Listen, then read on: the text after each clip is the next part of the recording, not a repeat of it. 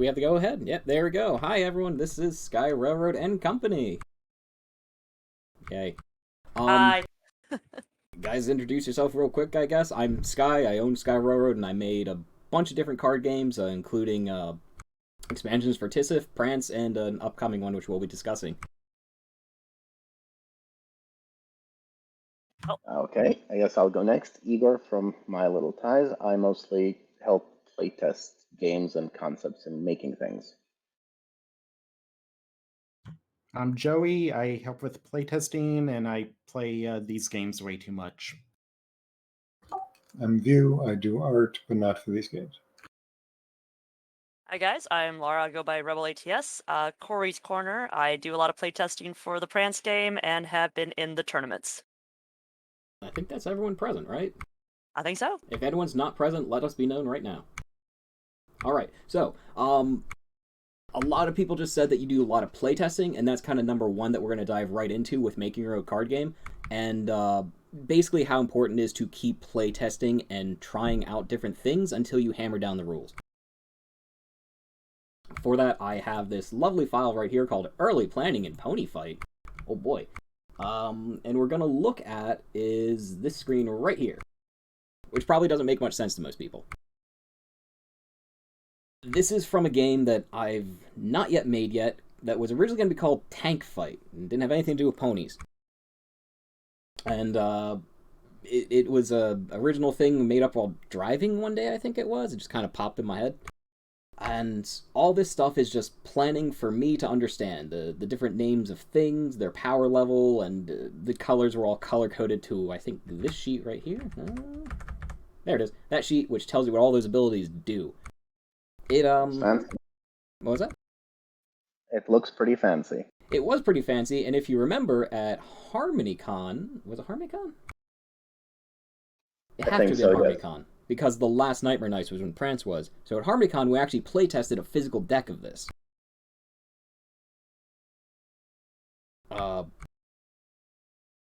was a lot of tanks. It was a lot of tanks, and you didn't need to know the tanks, and that was something fun. Because the playtest deck was a pack of bicycles, well, about 3 different packs of bicycle playing cards that I had wrote on top of a Sharpie. Mm-hmm. And the whole point of it was to establish if the rules worked, if the mechanics worked, if it all just went together. And it kind of did. Like, we were able to play that relatively easily with minimal instruction, right? Yeah, pretty much. Roughly. It was a lot of cards to keep track of, but once things started going, it seemed to flow fairly well. Yeah, I mean, you can have a game that's a little more complicated. That's fine. Kind of like the one that we had at, I think it was Cider Fest in 2019, where you had a bunch of cards literally strewed all over the bed as we were trying to figure out the right way to play it. Oh, that was a completely different game. It was like a market kind of base game. It was a match game. You had to Yes. flip over cards and remember whether I match it, but that's just a matching game. But it shows pretty much playtesting is an integral part of getting a card game going. It really is, because we were able to figure out very, very quickly that that game wasn't very fun, so there was no point in continuing to make it. Mm-hmm.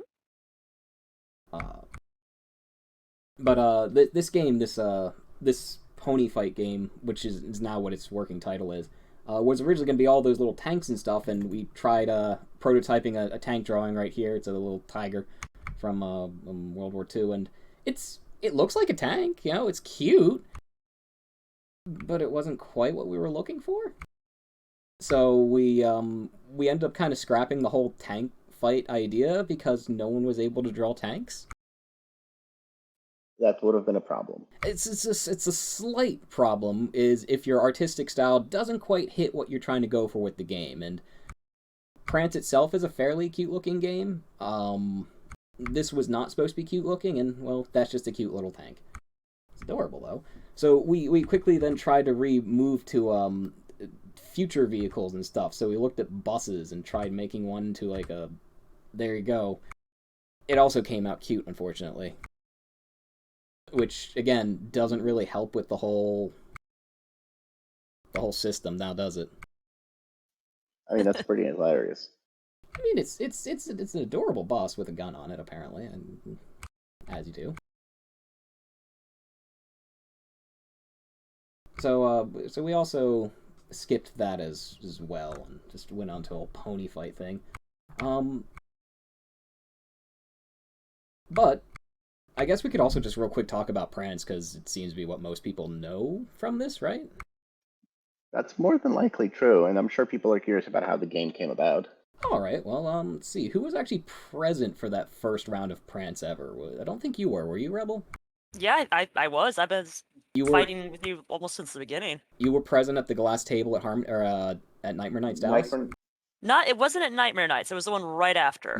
The first game of Prance was at Nightmare Nights Dallas. The last Nightmare Nights. The deck didn't actually exist yet, dude. No, the deck did not actually exist as such. Because I was there, but I was not there. Like, I was there in the vendor room. I didn't get to do any You of were the... there in spirit. Yeah. Yes! No, it was much like that prototype deck. It was a pair of bicycles. I think all we did was slip another king card in, because the king card was relevant to our rule set. For those who don't know what Prance is, it's a card game that we make. It's heavily inspired by Egyptian Rat Screw, if you know the game. If you don't know that game, you might know Slapjack. If you don't know Slapjack, you might know War, and if you don't know War, you probably didn't have a childhood. I'm very sorry for you. It is kind of... Well, it's ponies, and you match symbols and slap the ponies when the symbols match, and you just keep going when they don't. There's plenty of videos online that you can find on, Josh Scorcher posts them, Lightning Bliss, Silver Quill on occasion, and Dr. Wolf, Eliora. I think that's most of the people who regularly upload Prance cards. It gets a bit violent at times. That is an understatement, because at that first game in Nightmare Nights, they had these glass tables on the, foyer? Right outside the vendor hall? That second floor balcony thing. Yeah, it's a very Nightmare Nights thing, and I suppose HarmonyCon by default until next year, I guess. But, it was myself, and I know Boston was there. I don't think I was, though. You don't think you were there, Joey? No. Well, regardless, we were going back and forth on this glass table for about 40 minutes or so. Because, the rules were still the same. We had our modified rule set to be extra fast. And as you started getting more comfortable with the game, you started playing much harder.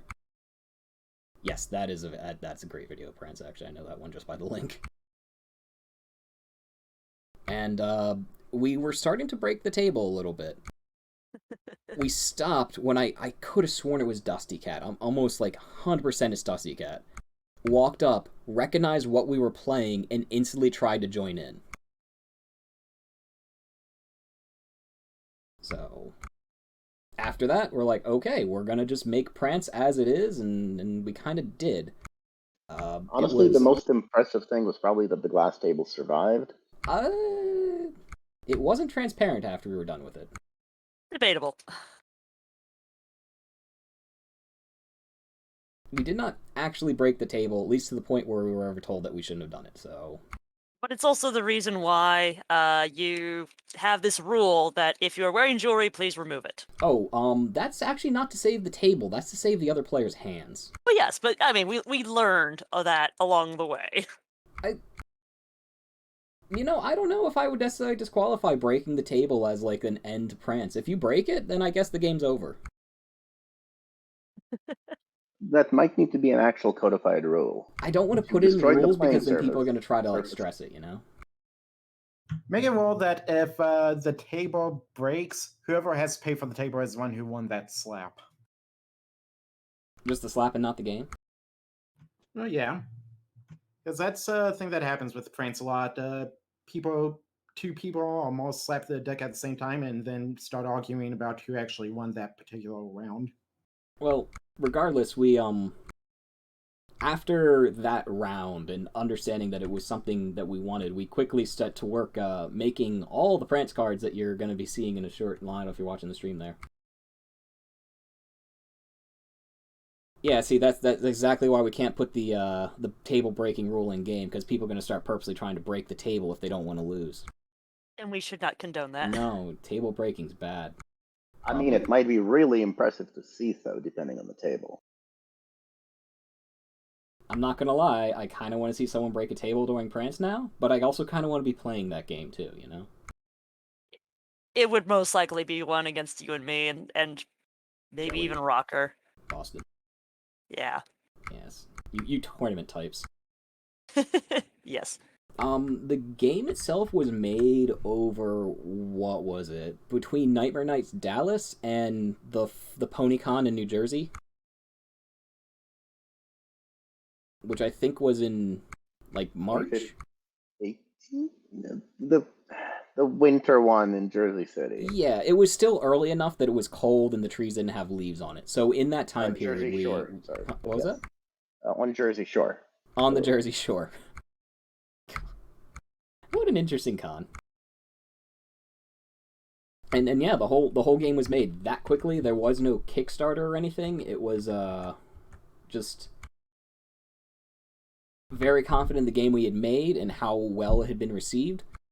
We went through a few revisions. Like if you look at these cards right here, these are the background ponies card with that little heart means. And Lyra Bonbon up there is actually the only double card in game because I have Lyra and Bonbon on the card. I passed that off as like they're a pair, so they're always together. But at the time, they kind of weren't. They were always hinted to being a couple, but nothing was ever like official at that point. There's a removed category from the card game that was actually doubles cards. It was going to be Lyra Bonbon, Flim and Flam, Vinyltavia, and I actually don't remember the other one. But we changed it because we ended up doing a musical category, and we needed Lyra and Octavia for those, or Vinyl and Octavia for those two. So just to save on artwork that had already been done, because this all was out of pocket, we just recycled the artwork onto the background ponies.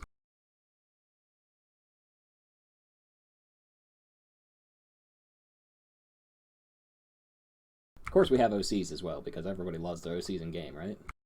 Yes. None of you have your OCs That's why in there's game. a lot of OC cards out there. None of the people in this chat, except for me, have their OCs in game.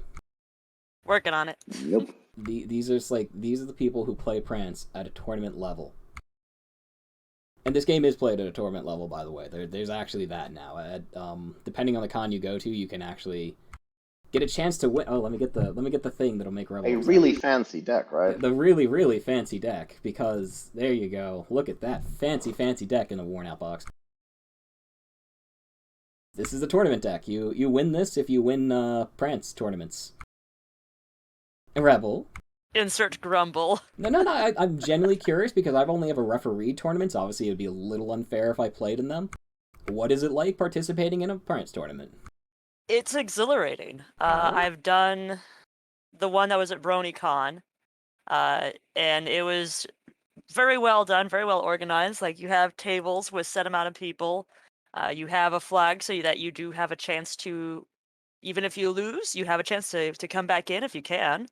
It is exhilarating. Like, you have a lot of fun. You get really into it. It gets very intense, but it's also rewarding if you get it pretty far. And I was second. I was so close. Who'd you lose to? Compass, right? Yeah, I lost to Rocker. Oh, Rockstar. Mm-hmm. Oh, he's great at game. Yeah, He Rockstar is a great guy.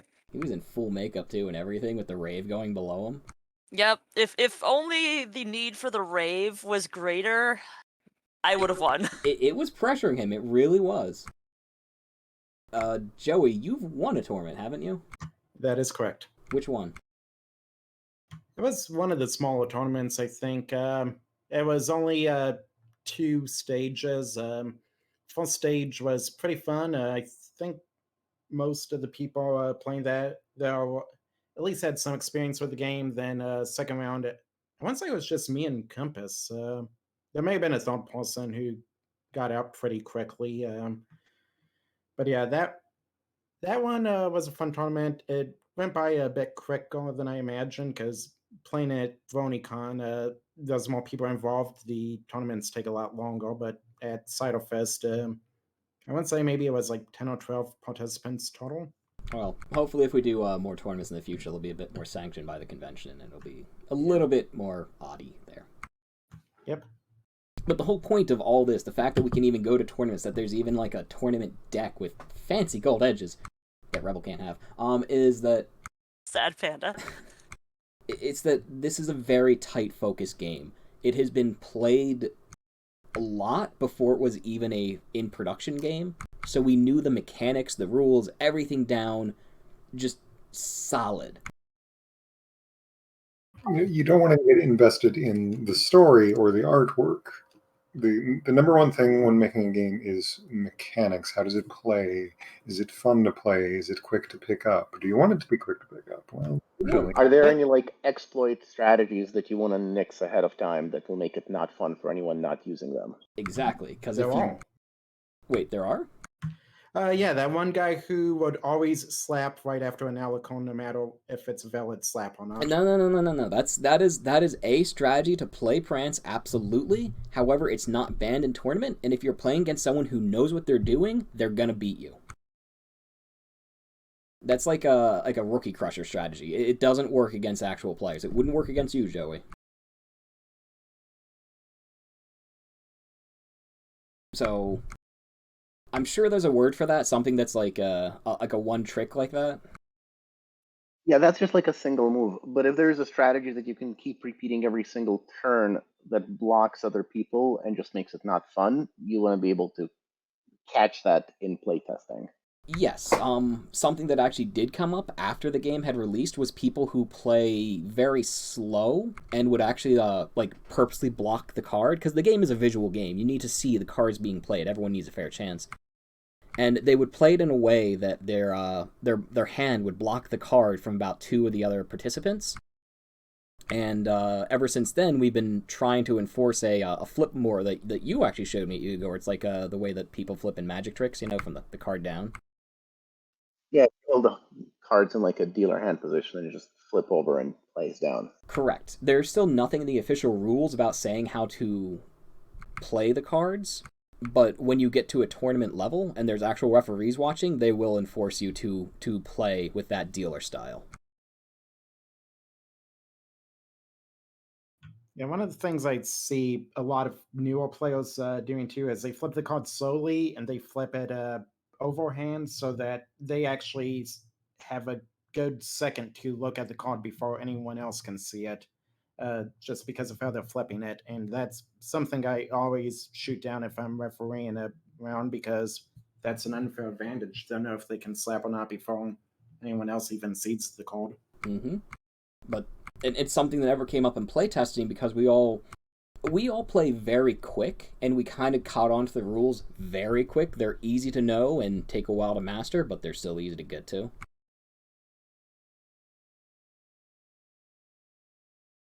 The DeviantArt. Oh, yeah, that's the tournament box. We actually have a brand new box now. I think you have an image of the new box. I do. I'm pretty sure it's going to be under Make a Box. For some reason, I feel like that's where it is. Yeah, that's the new box. Oh, that's the Furry Prance box, actually. Yeah, you have one. Well, while you discuss box making, I will quickly take a photo of a box. So, box making, art, graphic design. In the game, you need an artist. And hopefully that artist is your friend so they can work cheaply and quickly. And if they're not, you'll have to pay an artist. And they can be kind of expensive because I'm an artist and I'm expensive. But if the game plays well and it tests well, it can be worth it. I know that TSSSF, one of their they had one main artist who was very quick, which is what you want out of a good artist. Very quick, easy to read, fun art to look at. Doesn't necessarily have to be, you know, Magic the Gathering, super painterly BS, but art. And you put together a box. You put together your cards. You get it all together. You want... Now,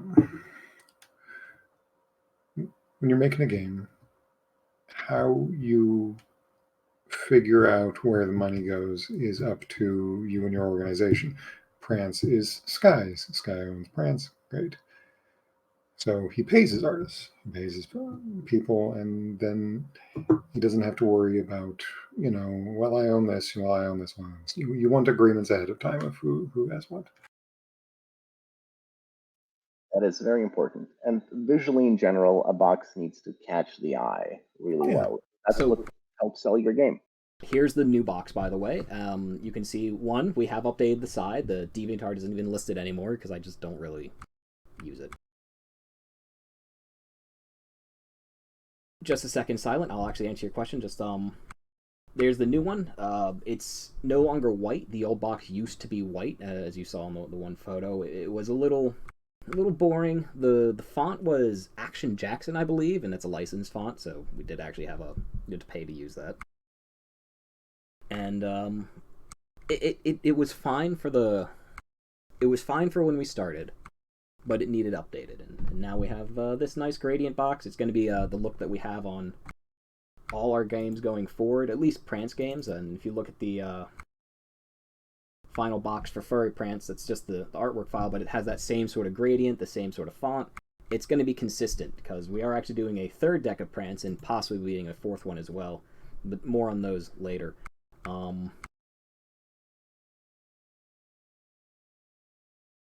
Yeah, we'll talk about that one in a little bit. So what was your point, Igor? I'm sorry.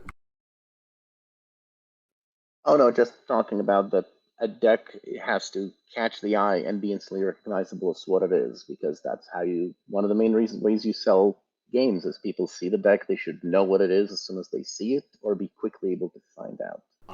One singular strong color scheme for the background and box. It works for TSSSF, it works for Prance, it works for bicycle cards. I mean, that was the inspiration for the redesign was straight up a pack of bicycles that you, Igor, I believe, was the one who linked that. I have a lot of bike decks. Yes, you do. And it's just looking how recognizable what you're looking at with a pack of bikes, and it's like, you know what, that's kind of what we want for Prance, and we kind of just did it. If you see that deck from across the room, you know it's a deck of bicycle cards. Correct, and I hope people can now tell a deck of Prance from across the room. Maybe. I can. Although you'll know more by how people are like interacting with it rather than looking at it. All right, so Silent Wolf. You asked, when you say fast, how soon do you expect a design to take from start to finish? That entirely depends on the kind of game you're making. Prance itself, in the 3 times that we've made it, has taken about 3 months total for each of them. Ish. I mean, it's a lot of unique cards that need unique art. It is 54 cards. It's the same back. That is one thing that I kept through all versions of Prance, is they all have the same back, so you can play the game regardless of which deck you have with other cards. It doesn't matter. Maybe let's talk about like each individual step of the design. Designing the walls, how long that takes, versus the art, versus actually getting it to print. How long do those stages take? So rule stage, it depends. Like that pony fight. Oh, let's see. I see on Prance store page. We'll talk about that in a little bit, Fetch. So the things we saw earlier, these guys right here, these are the protos of a game. These spreadsheets. There's a TSSSF deck here that I never made. There's a Celestia deck here that was made. All the planning goes out first. Once you have very clear ideas of what artwork you want, you can also start working the artwork in tandem to what you're doing. For Prance, we had that Lyra Bonbon card that was a leftover from a set part that was canceled because we were working at the time and had to change something. Overall, I'd say the rule making,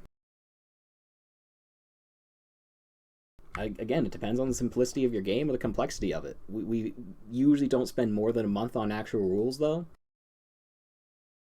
Playtesting is the longest, though. By far, playtesting takes the longest. You should be doing enough playtesting that nothing surprises you when somebody does it.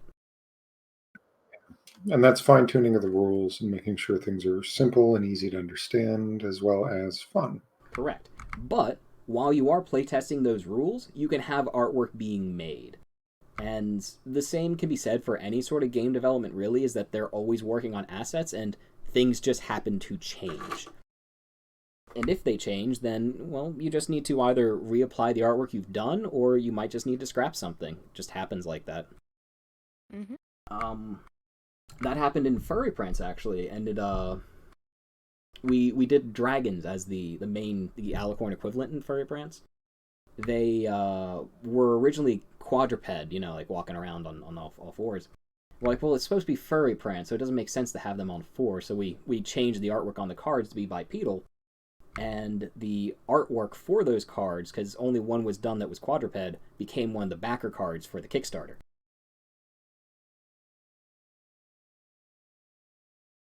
Redundancy like that happens all the time. It's just a part of making a big project.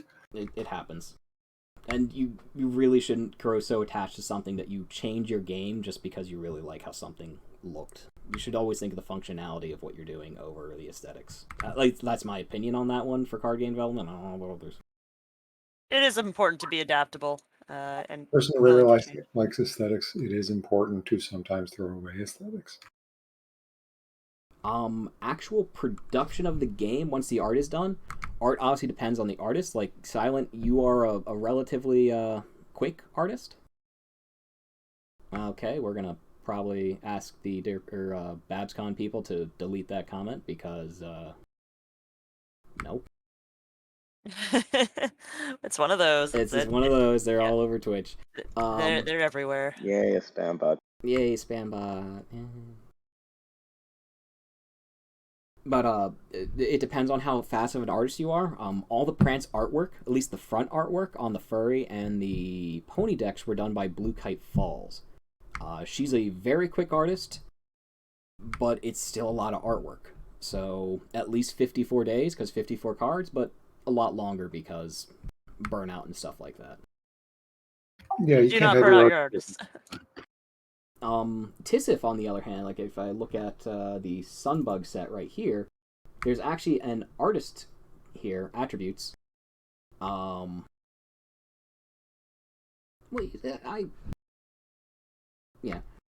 We went through Blue Kite Noxie, Chris, Dogi, Ouija, Big C, Butts, and Ouija again. So like 6 different artists, and I was one of the artists for this set too. There's more cards you can't see below. This set didn't take very long to make at all because we had so many people working on it. Most of the hard work was all the spreadsheets you see right here with the abilities on it, the powers, and the flavor text like that. But even those were something that we split out amongst other people. I did this with a group of 3 or 4 people. So these sets were able to be turned around in about 2 months.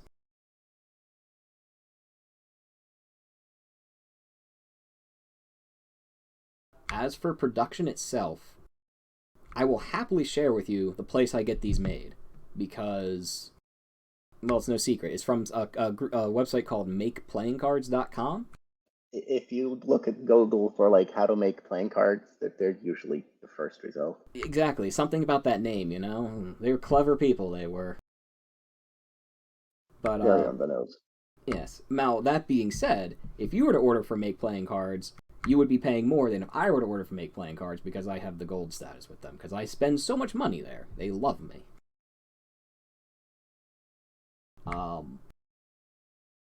Regardless, a set of Prance decks, for instance, like ordering a whole round of Prance decks when I have to order it is usually about $2,000-ish.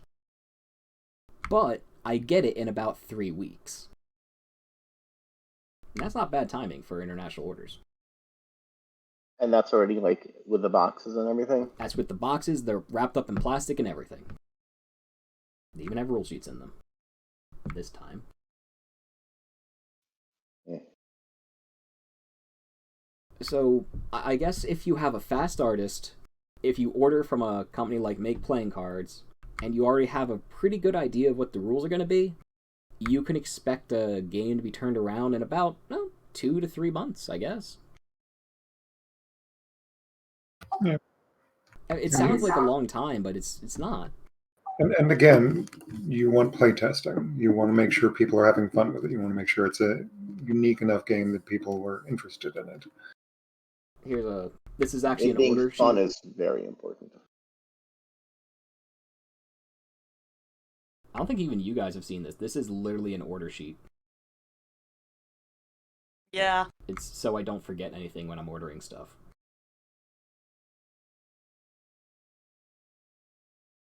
And as for coming up for ideas for what kind of card game do you want, you don't want to start from zero. You want to start from a general idea. Like there are genres of card games. There's slow, there's fast, there's map building like TSSSF, or there's quick slappy games like Prance, or there's hand-based games like regular card games. What appeals to you? What do you think could use some rules tweaks to be more fun? Just find something, play with it. There's a gent on Twitter right now, Zaladin Wolfgang, and he's making a card game, and he's been asking me a lot about, how do I make rules for this game? It's like, well, you make them. You have to write them down. And sometimes the cart has been put before the horse there, where he's been focusing on artwork over the rule set, but now he has a working rule set, and it's understandable. I still don't know how to play the game, but I certainly can read about it. And once he tightens those rules up, he can start entering into play testing, which is going to be where most of his time will be spent.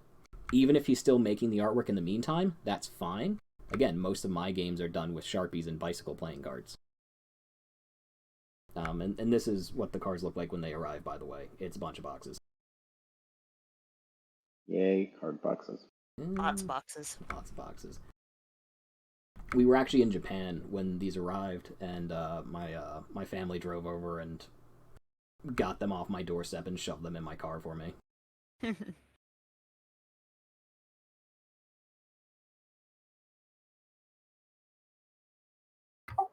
Going out to the Twitch audience, are there any questions on card game design and whatnot?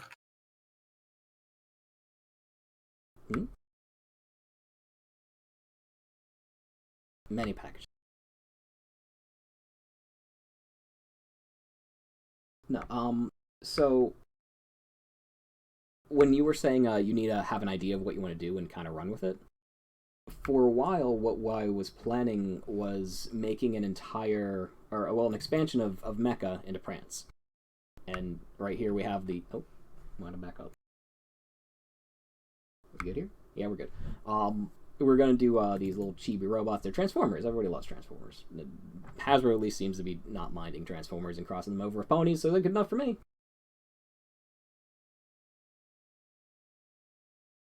And it was going to be a mech franchise for each of the categories, and we started with Evangelion. If you know Eva at all, anyone who knows anime probably knows Eva. Igor was actually the one who thought of taking the Nerve logo and just changing it to be like Prance like that. It really amused me. It worked a little too well, so I kind of had to do it. Especially with the A kind of sticking out like that. There's just something with that angle. It just works. But rapidly realized that just making the whole deck like this would have been doable, but it didn't have a consistent theme through it, because there's a lot of different mecha sources in the world. So instead, we just did a version of Prance that is Transformers only, and this has been done since... When did we get back from Japan? February. February? Of last year. February of 2020, the entire Transformers set has been done for Prance, including backer cards for the Kickstarter and everything. It just wasn't time to release it because there's no cons going on at that point. But we prototyped it to heck and back, including a special guest right here, drawn by that guy. If you know him, he's Silverquill. And apparently he thinks that Decepticons have blue symbols and not purple ones. Well, he's wrong. And then our staff artist neatened up his artwork, and there you go. He's ready to go in game. Well, it's a sketch of it, it's not the final.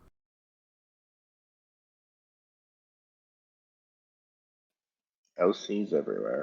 OCs. Oh, they're Photoshop files. I could probably start up Photoshop, I guess. We have another 15 minutes to wait for that. Now, I think Photoshop might be open in that time period. That's pushing it, though. Nah.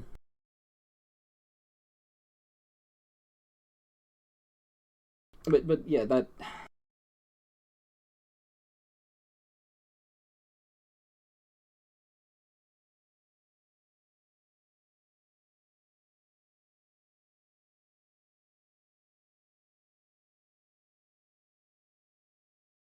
So yeah, that's Silver Quill in Transformers. Which is another thing we didn't hit on is creative labeling and puns. The game's called Prance. So many puns. Furry Prance is called Furry Prance. It's kind of easy. It rolls off the tongue. Robot Prance, it's not bad. Transformers is better. Transformers. Yeah, Transformers. I like it. You know it's called this. I know, but still, it makes me laugh because I love puns. It falls into that whole visual distinct style of your game.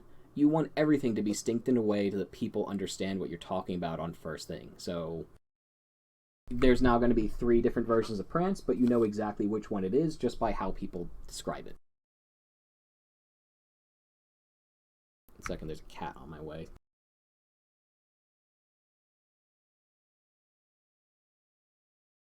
The cat has been removed.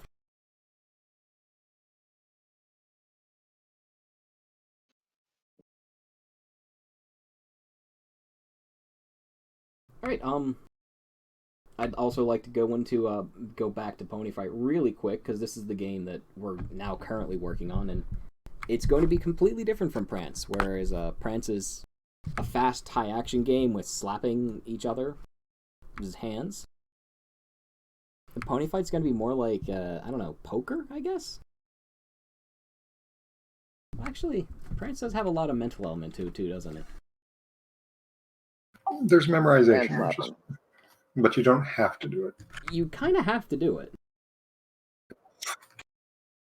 If you want to win a tournament, you have to at least memorize some cards. Yeah, if you want to win a tournament, if you want to play casually, you can still win with The that. casual Prance player. You just slap faster. I mean, you can brute force the game. If you have faster reactions than everyone Yeah. else, it doesn't matter. Reaction time can let you win, or analytical and like memorization can help you win. Both is better. Both is better.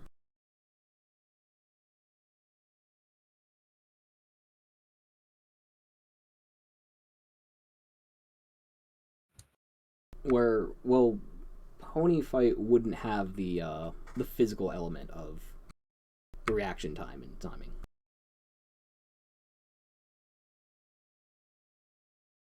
Yeah, and you also have to consider your audience for designing a game. Faster games are fun for younger people, but if you have an older audience, they may not want to, slap and fast and speed and all that. They may want something more thinky.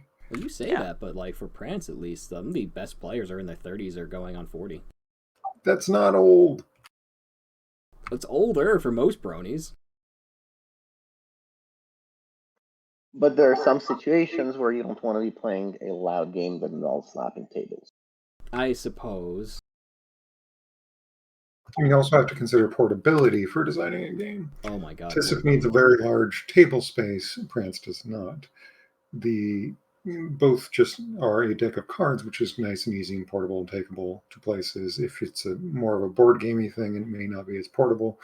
Or if you need, a giant map, it may be more difficult. I believe TSSSF is the largest card game I've ever seen.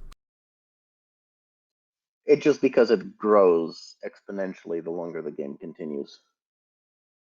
I've seen it take over hotel rooms, like multi-room hotel rooms. I've seen it take over entire hallways at a convention, and it just kind of snakes down. It's not bad, by the way. There's no right or wrong way to design a card game. You make whatever you want.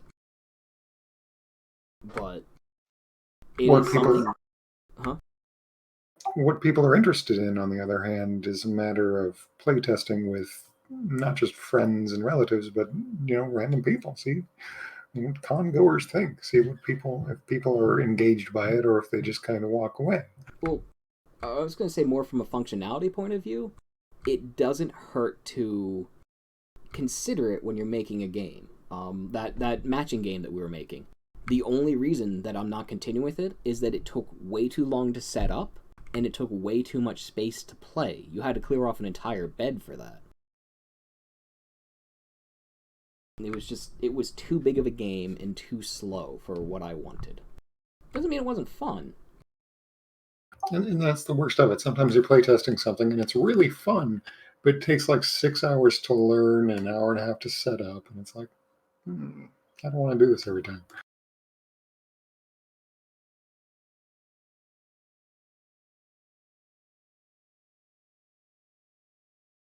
All right. Does anyone else have any other questions on anything at all, really?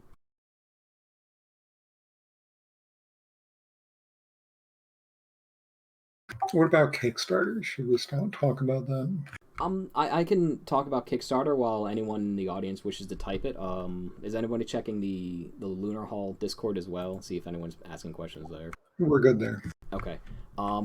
Yeah, so Kickstarter. You don't necessarily need to do a Kickstarter for anything you do, but it's a good way to gauge reaction, to gauge if people are interested in what you're making. As stated, the original Prance did not go on Kickstarter because I believed in it 100%. It was something I wanted to exist, and I didn't want to risk it not existing because it didn't get funding. So I just used my own money for it. Plus, like, Kickstarter is as much a marketing tool as it is a funding tool. Correct. If you have something that you know is going to get it anyway because you're so confident in it, like if I could do it again, I probably would put original Prance on Kickstarter.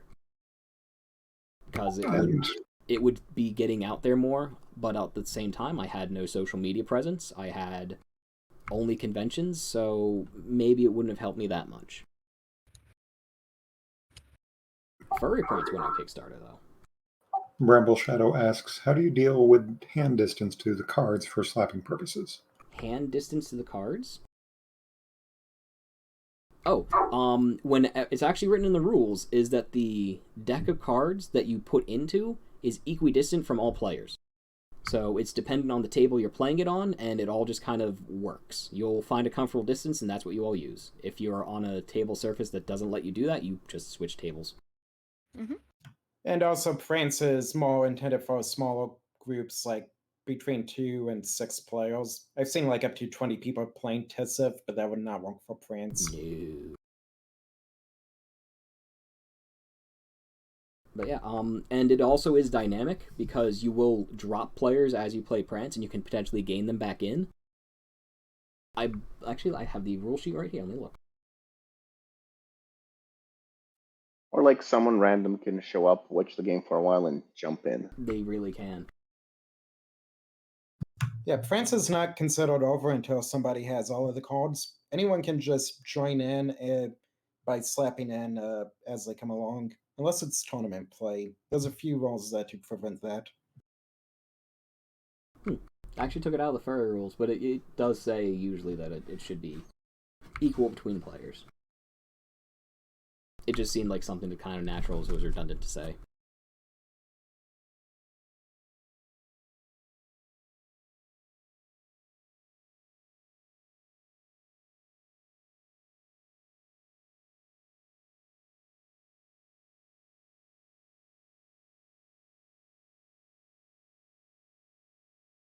Were there any others?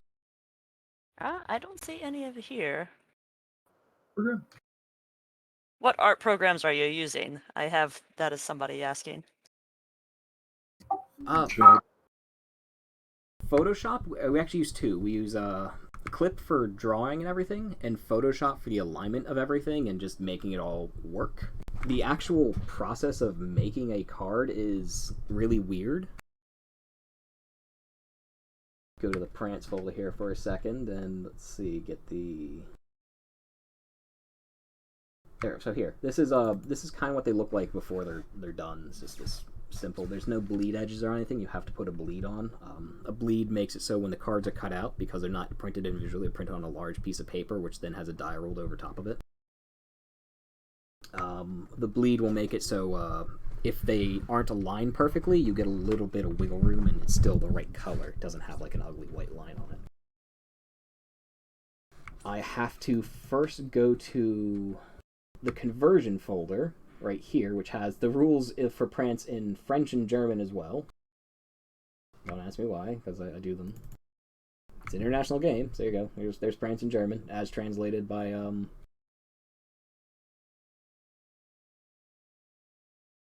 Lucas. I can't remember his last name. But they go into this folder right here. It's called Resize, and it allows me to make it the exact size that it has to be. And then it goes into the... Which one is it?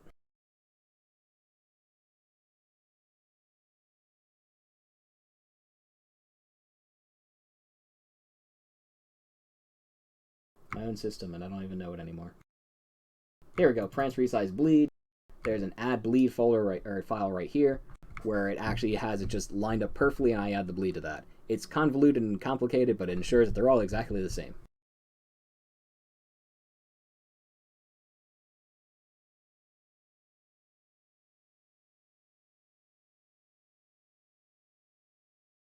A lot of custom cards. Jeez, look at all these OCs we got. We got Aeon of Dreams, he's a YouTuber. A custom symbol for these guys, Baltwist, I believe his name was, and he wanted 5 cards for him and all his friends. So we did it. That's just Beardy. Ponyfest Online, their mascots in game, of course.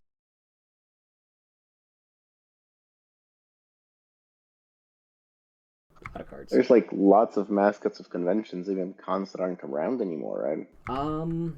Trying to think of what cards I would have for mascots that aren't around anymore.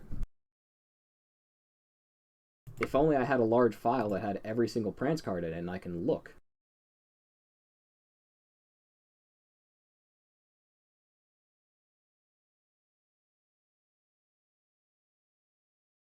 Oh yeah, Buck. Britannia from Buck. Yeah, that was a con. Never made it that one, unfortunately. Prance. This actually was made after Buck was no longer a convention. They had permission from the owners of Britannia to put her in game, and I had to because Brady's a nice character. And then we have Ponyco, and that's technically not a con anymore, right? Technically. Japan Ponyco?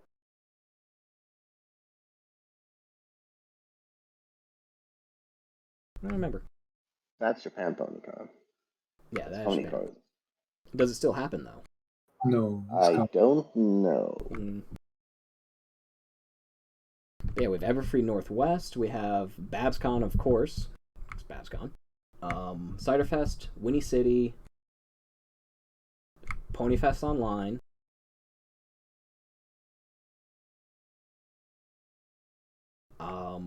I have permission to do TrotCon's cards. I just haven't gotten around to them yet because Everfree was first.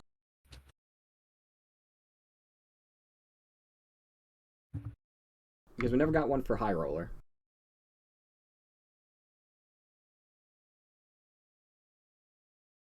No.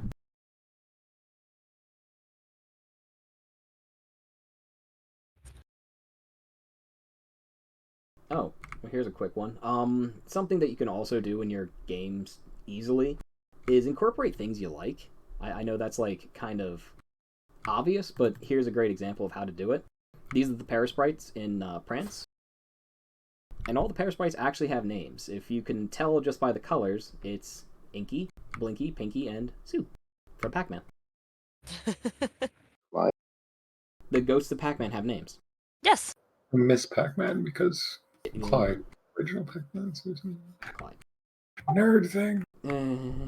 Point is that the Parasprites are actually the same colors as the ghosts, the exact colors, and that's their names.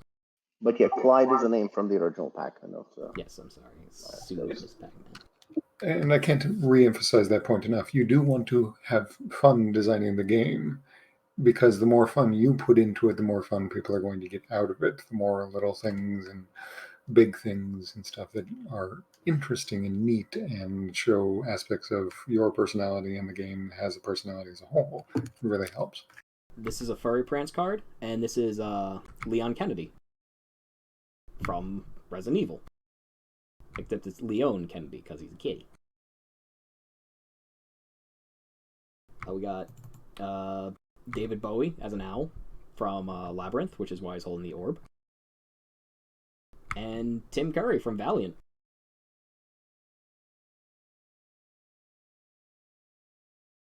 But it's always nice to put like little secrets like that in games, or just things that are fun to you. A Nara deer because View likes deer. Terrible puns can be your best friend or your worst enemy, depending. This is a little rabbit toy that I picked up on the street in Japan, like literally off the street, and it ended up being a Kickstarter card, the backer one. I remember that rabbit. Yeah. Oh, that's one. There's the Canary Miner. Makes sense. If you think of the history of it, yes. If you know the history of mining, and that canaries are dropped into mines ahead of time, then that card is a visual pun that you would kind of just be like, ah. Yeah. Little things like that, people will notice, and they might not ever say that they know it, but they'll know it in their head, and that's their own form of enjoyment. It adds to the play. It does. The Tempest and Fizzlepop Berry Twist start cards I have for TSSSF are done in a way to try to how do you describe it? Play off the dynamic of Fizzlepop being a good pony and Tempest being a bad one. Bad in quotes.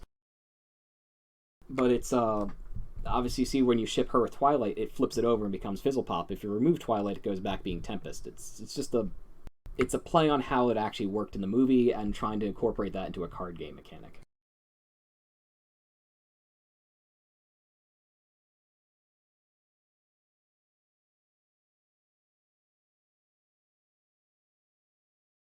Oh, that's a fun I remember laser cutting a specific TSSSF card. I don't have any image. Actually, I do. Maybe I do. I think you should still. I should have it. It's just not on this. I have to get it off the other side of the computer. The Scootaloo parents. I will get that if you wish to discuss something else real quick. Something else. We've gone over design, we've gone over art, we've gone over playtesting, gameplay, styles. Let's keep playtesting. Playtesting? All right, playtesting. If it's taking too long to set up, something's wrong. If it's... Well, okay, but what do you mean by too long to set up? Into it for 5-10 minutes, but then they suddenly just kind of wander off. It needs something a little more complicated, or just like a hook to keep them in it. Like you gauge how the game is doing based upon the audience's reaction, how excited they are, or how bored they are. And that's why it's important to playtest with a lot of different people, because some people will just be bored by card games in general, and others will be excited by card games in general. So you want to get a wide audience and be like, what is the overall impression? What do people think? What do people like about this game? What do people hate about this game? Do people actually want to play it after they've played it once? Or are they like, okay, I'll play test your game once, and then they wander off and watch TV or something? So here's... What's that? Find out who would actually want to get a copy of the game too, because ultimately you're probably going to want to sell a few copies, and if you are the only one who actually plays it, then maybe you need to look at something to revise it to make other people want it as well. And I know TSSSF is very much, it's a pun game, it's a shipping game, it's a game that people like to talk about the silly ships and the silly things they're doing as if it's kind of a story they're playing. Gameplay-wise, it's okay. It's not bad.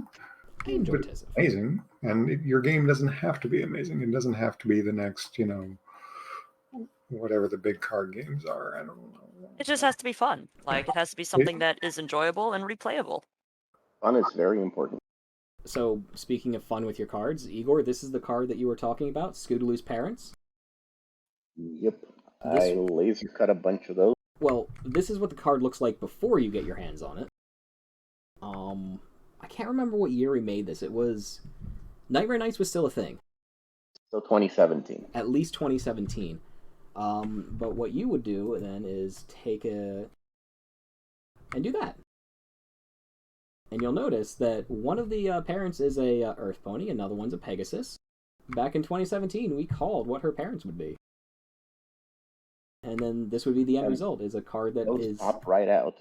They pop right out, and you can see right through that card. They're not present. And if you look at the card ability, if Scootaloo's on the card, the grid of TSSSF when you play the game, you have to remove this card because her and her parents can never be together. No. And that's fun. It incentivizes you to play the game in a way that's, silly and canonical to the most people's headcanons of the parents. This is probably one of the best age cards in the game, just because of how accurate it was. It was silly. Actually, there's another really fun card. Let's see. It's going to be under here into the sunset, Celestia set. Can you read Sunbug at all? Anyone want to give it a shot? I'll zoom in on it. If you read, yeah. There you go. Zoom in. Yeah, go, Rebel. Try to read Sunbug there as fast as you can. Hold on. I'm waiting for it to catch up on the stream for me. There it goes. Whenever a changeling changes its keywords or a keyword changes the changeling's keywords, that changeling can keyword change the keywords of any changeling. This power cannot be copied. Yeah. If you understand your game's mechanics well enough, then you can take advantage of your mechanics and make something terrible like that. Because a keyword change is a thing in it, a changeling is a thing in it. That was written over the course of 2 hours while driving through Indiana. Because I had Brony Brewer in the car next to me, and I just kept spouting it out, trying to make it more convoluted as possible. It's poorly worded, don't get me wrong. But that's just having fun with your game. And you have, like, Celestia right there next to her. Do you like bananas? Have to do that one. Everyone loves bananas. Pink Celestia, back when Celestia had a pink toy. Well, I guess that's pretty much it. It's have fun with your card games and playtest the crap out of them. Dr. Wolf does love that card because he's on it. That was when I first met Dr. Wolf in Silverquill, and they wanted to be on TSSSF cards, but he didn't want to be shippable because he has a marriage already. So instead, we put him on a card that literally said he's already married.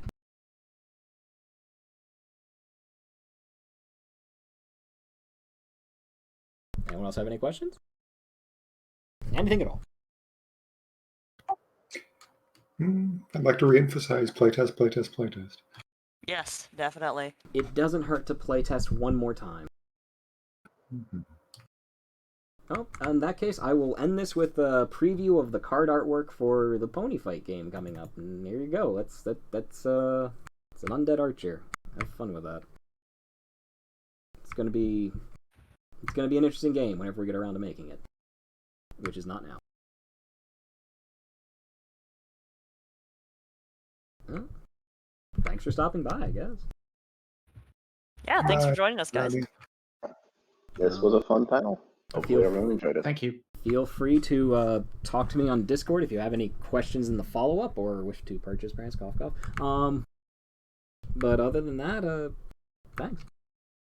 We should probably all, since we have a lot of people who joined us later, kind of re-go through and reintroduce ourselves and let people know where Actually, they can... that's time. Huh? That's time. It's 45. Oh, it is? Okay, then never mind. But if you want to say hi before they cut us off, go for it. Well, hi guys. Bye guys. Thanks for joining us. And, well, you know where to reach Sky.